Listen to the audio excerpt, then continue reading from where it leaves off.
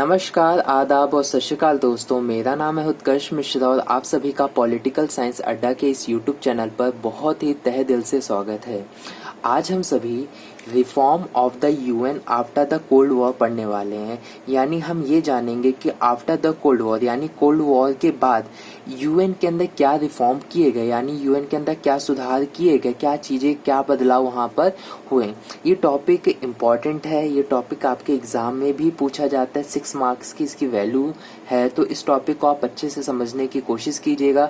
कम से कम जितनी भी मिनट की वीडियो होगा, कम से कम इसका आधा देखने की कोशिश करिएगा। 10 मिनट की वीडियो है तो 5 मिनट देखने की कोशिश ज़रूर कीजिएगा कम से कम, तो ही ये वीडियो आपके लिए यूज़फुल होगी। आगे पढ़ने से पहले मैं आपको बताना चाहूँगा कि फ्रीक्यू है एक ब्रांड है जो कि टी शर्ट्स प्रोवाइड कर रहा है और ये आप लोगों को बहुत ही सस्ते और बहुत ही चीप रेट्स में अच्छी क्वालिटी प्रोवाइड कर रहे हैं। और ये आप लोगों को फ्लिपकार्ट पे मिल जाएंगे, अमेजोन पे मिल जाएंगे, पेटीएम पे मिल जाएंगे, शॉप क्लूज, लाइम रोड, ये हर जगह आपको मिल जाएंगे।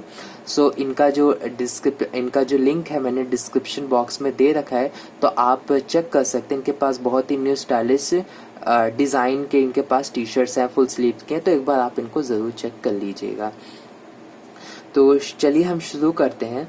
तो सबसे पहला हमारा आता है reform and improvement are fundamental to any organisation to serve the needs of a changing environment. दरअसल क्या है कि रिफॉर्म होना बहुत ज़्यादा ज़रूरी है। रिफॉर्म या इम्प्रूवमेंट किसी भी एक ऑर्गेनाइजेशन के अंदर रिफॉर्म और इम्प्रूवमेंट होना बहुत ही ज़्यादा ज़रूरी है to serve the needs of a changing environment, क्योंकि इन्वायरमेंट चेंज होता रहता है। तो इन्वायरमेंट सिचुएशन बदलते ही रहते हैं, क्योंकि सिचुएशन बदलने के साथ साथ हमें इम्प्रूवमेंट और रिफॉर्म भी करना ज़रूरी है। अगर वही हम पुरानी ही रिफॉर्म का यूज़ कर, इट मीन्स कि हम रिफॉर्म ना करें, इम्प्रूवमेंट ना करें, तो हमारे लिए प्रॉब्लम हो सकती है।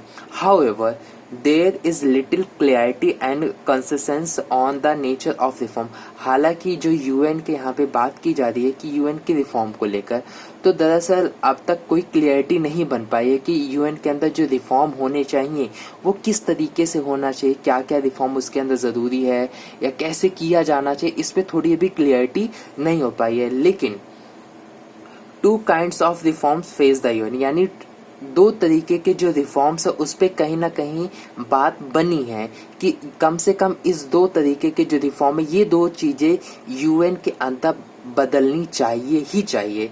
पहला आता है reform of the organisation structures and process, यानी रिफॉर्म होना चाहिए जो उसका ऑर्गेनाइजेशन का जो स्ट्रक्चर है, जो उसका सिस्टम है, उसके अंदर चेंजेस लाना चाहिए और जो काम काज करने का जो प्रोसेस है उसके अंदर चेंजेस लाना चाहिए। इसको हम इस टॉपिक को और क्लियर डिटेल में पढ़ेंगे तो आपको और अच्छे से समझ में आएगा।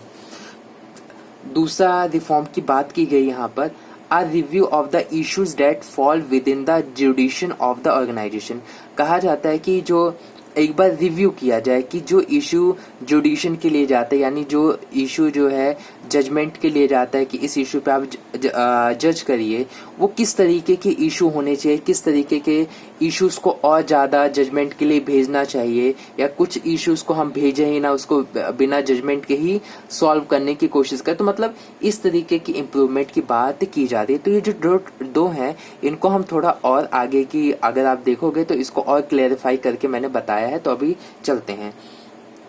देखिए, almost everyone is agree that both aspect of reform are necessity, यानी जो मैंने एस्पेक्ट बताया, एक फर्स्ट और एक जो सेकंड है, ये जो एस्पेक्ट है ये माना गया है कि ये रिफॉर्म जो है वो नेसेसरी है, यानी ये होना जरूरी है।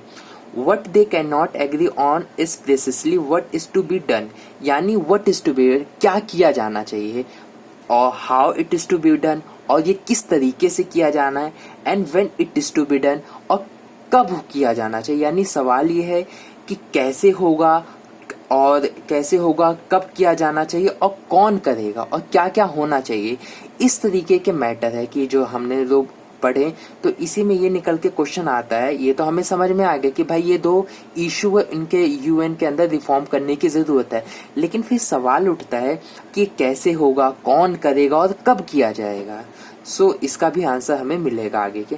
तो सबसे पहले हम देखते हैं फर्स्ट पॉइंट, जो हमारा आता है जो हमारा फर्स्ट पॉइंट, जो इशू था हमारा, जो रिफॉर्म करने की बात थी, वो थी reform of the organisation structures and process. यानी रिफॉर्म किया जाना चाहिए जो ऑर्गेनाइजेशन का जो स्ट्रक्चर है, जो यूएन का जो स्ट्रक्चर्स है, उसके अंदर स्ट्रक्चर जो उसका प्रोसेस है, उसके अंदर रिफॉर्म की नीड है। जैसे कि उसमें क्या नीड है, पहला आता है कि the biggest discussion has been on the functioning of the security council.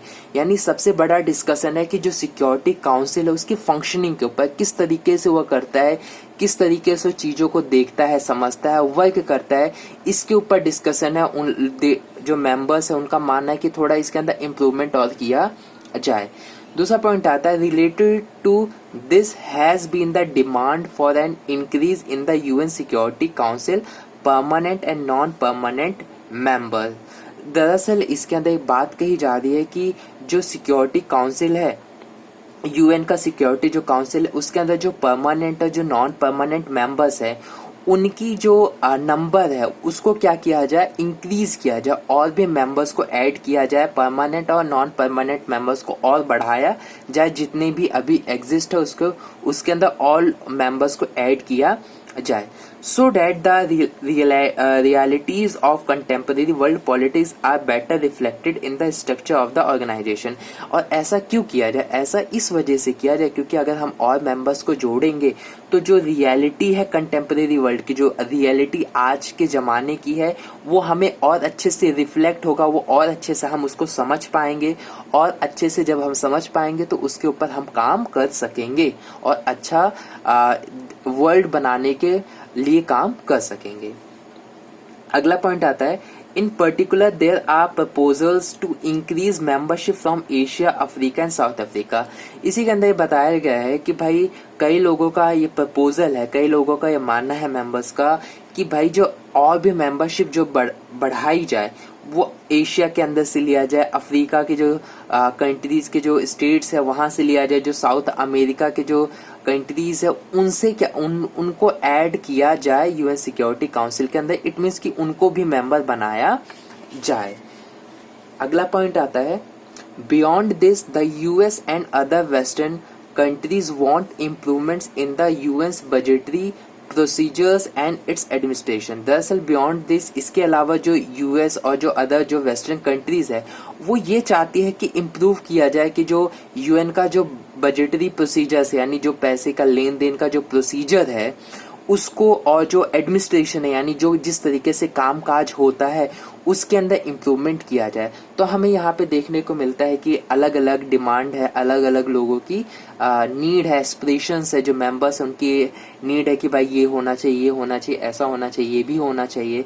So I hope आपको इतना जितना भी मैंने बताया वो आपको अच्छे से समझ में आया है। अगर अच्छे से समझ आया तो पहले आप इस वीडियो को लाइक कर दीजिए, फिर हम आगे बढ़ते हैं। दूसरा पॉइंट आता है कि a review of the issues that fall within the jurisdiction of the organisation. यानी जो दूसरा हमारा मैटर है उस पर आता है कि रिव्यू होना चाहिए, जो जुडिशन के लिए जो मैटर आते हैं उसके जो इश्यूज आते हैं उसका एक बार रिव्यू किया जाना चाहिए। इट मीन्स कि और क्या क्या मैटर्स को जोड़ा जाए, क्या क्या मैटर्स को हटाया जाए, ठीक है, इसके ऊपर हम अच्छे से समझेंगे। अगर इसको टॉपिक बताऊंगा तो आपको ये अच्छे से जो टॉपिक है बहुत अच्छे से समझ में आ जाएगा। कहा जाता है some countries and experts want the organisation to play a greater more effective role in peace and security commissions. It means कहा यह जा रहा है कि कुछ कंट्रीज का ये मानना है और या फिर कुछ एक्सपर्ट्स का ये मानना है कि जो ऑर्गेनाइजेशन है वो प्ले करे ग्रेटर रोल, मतलब ज्यादा से ज्यादा। इट मीन्स कि वो वर्क करे पीस मेंटेन करने में, सिक्योरिटी मिशंस को लेकर, मतलब देश की सुरक्षा के लिए, वर्ल्ड की सुरक्षा के लिए, उसके मेंबर्स की प्रोटेक्शन के लिए वो वर्क ज्यादा से ज्यादा करे। कुछ कंट्रीज और कुछ एक्सपर्ट्स का ये मानना है। वहीं some countries and experts want this role to be confined to development and humanitarian work. और वहीं पे कुछ देश और कुछ एक्सपर्ट्स का मानना है कि जो यूएन है उसको काम करना चाहिए और भी, मतलब फोकस होना चाहिए डेवलपमेंट के लिए। यानी ऐसे काम करना चाहिए जिससे ह्यूमंस का क्या हो, भला हो, जिससे ह्यूमन प्रोग्रेस कर सके, जैसे कि health facilities, education, environment, pollution control, human rights, gender and social justice. इन सब मुद्दों पर क्या हो बहस की जानी चाहिए, इन सब मुद्दों का हल, जो भी प्रॉब्लम है उसका सोल्यूशन ढूंढना चाहिए। तो हमें देखने को मिलता है कि लोगों की जो मेंबर्स हैं उनकी अलग अलग राय है। और आगे की जो वीडियोस मेरी आएगी, in next videos we will discuss more about two reforms mention above. तो जो हमने जो ग्रीन में जो मैंने मेंशन किए थे ग्रीन कलर में, इन्हीं दो जो पॉइंट्स है, जो ये है, इसी का यूनिट अलग अलग आपके बुक्स में दिया गया है। तो इसकी भी एक अलग अलग वीडियो आएगी, तो और उन्हीं दो यूनिट के ऊपर मैं और अच्छे से बात करूंगा। ये भी समझना आप लोगों के लिए बहुत ज्यादा जरूरी है, क्योंकि ये भी इम्पोर्टेंट है, क्योंकि अगर ये नहीं समझोगे तो वहां पर आपको समझ में नहीं आएगा। आगे देखें तो इसी के साथ ही the way it was organise and the way it function reflected the realities of world politics. दरअसल जिस तरीके से काम करता है, जिस तरीके से सब फंक्शन होता है, वो क्या करता है, शो करता है, रियलिटी शो करता है कि वर्ल्ड की जो पॉलिटिक्स है उसकी क्या रियलिटी है, वहां पर क्या नीड है, किस चीज की नीड है वर्ल्ड को, किस चीज की बहुत ज्यादा प्रॉब्लम है, किस चीज की उनको बहुत कम प्रॉब्लम है, या कहाँ क्या किया जाना चाहिए, कहाँ क्या नहीं किया जाना चाहिए, कहाँ क्या कितना प्रोसेस करना चाहिए, इस तरीके की। After the second world war but after the cold war those realities are different. दरअसल क्या है, इसमें ये बताया गया है कि जब यूएन का फॉर्मेशन किया गया था, वो यूएन का फॉर्मेशन सेकेंड वर्ल्ड वॉर के बाद किया गया था जस्ट। तब रियलिटीज कुछ और थी, तब वर्ल्ड जो था वो अलग था, देखने का जो अलग सिचुएशन अलग थी। लेकिन आफ्टर द कोल्ड वॉर, यानी जब हमारा कोल्ड वॉर खत्म हुआ, तब जो रियलिटीज है वो अलग हो गई, जो सिचुएशन है वो अलग हो गई, जो पॉलिटिक्स है वो पूरी तरीके से अलग हो गई। तो ऐसे में फिर कई सारे सवाल उठने लगे। तो इन सवालों का आंसर हम ढूंढेंगे, कौन कौन से सवाल थे ये भी हम जानेंगे। लेकिन उससे पहले आप लोग ये समझिए कि आफ्टर द कोल्ड वॉर यानी क्या क्या रियलिटीज बदली, यानी क्या क्या चेंज हुआ है। पहला, कोल्ड वॉर के बाद क्या हुआ, जो सोवियत था वो कोल्ड पास हो गया, यानी डिसइंटीग्रेट हो गया, टूट गया। यूएस सबसे स्ट्रॉन्गेस्ट पावर बन गया। पहले सोवियत यूनियन और यूएस मेन पावरफुल हुआ करते थे, लेकिन सोवियत यूनियन के डिसइंटीग्रेट होने के बाद यूएस ही पावरफुल रह गया। अगला पॉइंट आता है the relationship between Russia and the successor of the Soviet union, यानी सोवियत यूनियन का सक्सेसर कौन था, रशिया था, यानी उत्तराधिकारी। सोवियत यूनियन का के बाद बड़ा दर्जा इसी को दिया गया, इसी को पद दिया गया, रशिया को। And the US is much more cooperative, यानी रशिया और जो हमारा यूएस है ये और भी कोऑपरेटिव हो रहे, यानी एक दूसरे की हेल्प कर रहे। लेकिन पहले यही लोग आपस में, रशिया के और जो सोवियत यूनियन था और भी जो मेंबर्स थे इसके, वो और यूएस आपस में लड़ते भिड़ते थे। लेकिन वही आफ्टर कोल्ड वॉर के बाद यही एक दूसरे की अब क्या कर रहे हैं, हेल्प कर रहे हैं, ट्रेड में हेल्प कर रहे हैं, टेक्नोलॉजी में हेल्प कर रहे हैं, शेयर कर रहे हैं एक दूसरे की। China is fast emerging as a great power, और जो चाइना है वो ग्रेट पावर के रूप में इमर्ज कर रहा है, धीरे धीरे वो भी बड़ी महाशक्ति के रूप में, एक सुप्रीम पावर की तरह वो बढ़ रहा है। इंडिया भी उसी रोड पे है, इंडिया भी धीरे धीरे एक सुपर पावर के रूप में ग्रो कर रहा है। The economies of Asia are growing at the unprecedented rate, और जो एशिया की जो इकोनॉमी है वो भी बहुत ही तेजी से ग्रो हो रही है, उसका भी जो स्पीड है वो भी बहुत अच्छे से और बहुत ही रफ्तार से ग्रो हो रही है। Many new countries have joined the UN, और कई सारी जो कंट्रीज है वो यूएन को ज्वाइन कर रही हैं। Even as they became independent from the Soviet Union, जब वो सोवियत यूनियन से इंडिपेंडेंट हुए थे, जब सोवियत यूनियन से उनको आजादी मिली, देन वो क्या हो गए, यूएन से जुड़ने लगे। और ये ज्यादातर जो सोवियत यूनियन से जो फ्रीडम जिनको मिली, जो आजाद हुए, वो कौन थे, कम्युनिस्ट स्टेट थे, यानी वो कम्युनिस्ट को फॉलो करते थे इन ईस्टर्न यूरोप के कंट्रीज थी, और वो लोग कम्युनिस्ट जो आइडियोलॉजी है उसको फॉलो किया करते थे। स्टार्टिंग की वीडियोस में मैंने बता रखा है कम्युनिस्ट आइडियोलॉजी क्या है। फर्स्ट, अगला पॉइंट आता है a whole new set of challenges confront the world, और साथ ही साथ अब कोल्ड वॉर का, जब पहला कोल्ड वॉर चल रहा था तो कोल्ड वॉर की वर्ल्ड के सामने प्रॉब्लम था, और तो साथ ही साथ था। लेकिन जब कोल्ड वॉर खत्म हुआ तो और भी प्रॉब्लम निकल के आई जो अब इम्पोर्टेंट हो चुकी थी, जैसे genocide, civil war, ethnic conflict, terrorism, nuclear proliferation, climate change, environmental degradation, epidemics, इस तरीके की भी प्रॉब्लम निकल के सामने आई। अब क्या होता है, in this situation in 1989 as the cold wars ending the question facing the world wars. अब क्या हुआ कि देखो, जब यूएन को फॉर्म किया गया तब सिचुएशन अलग थी, कोल्ड वॉर खत्म हुआ तो मैंने सिचुएशन बता दिया कि किस तरीके की सिचुएशन थी। देन क्या हुआ कि अब ऐसे में कई सारे सवाल उठने लगे।